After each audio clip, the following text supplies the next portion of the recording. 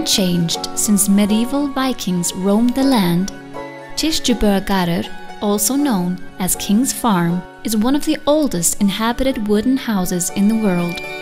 The ancient building developed over time, with the Røykstofa, or main room, dating back nearly 1,000 years, and the Loftstofan, now a library, the site of the earliest written Faroese document by Bishop Erlendur in 1298.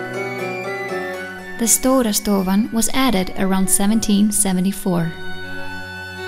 The largest Faroese farm, it is among the earliest settlements, dating back to the Middle Ages, when it was home to Catholic bishops in the Faroe Islands. Today, the farmhouse is home to the 17th generation of the Patterson family, who have lived there since 1557, raising sheep and cattle.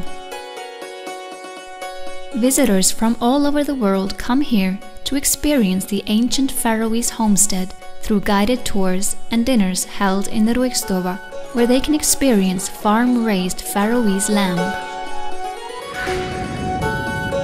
Kirkjubøargarður, bringing history to life.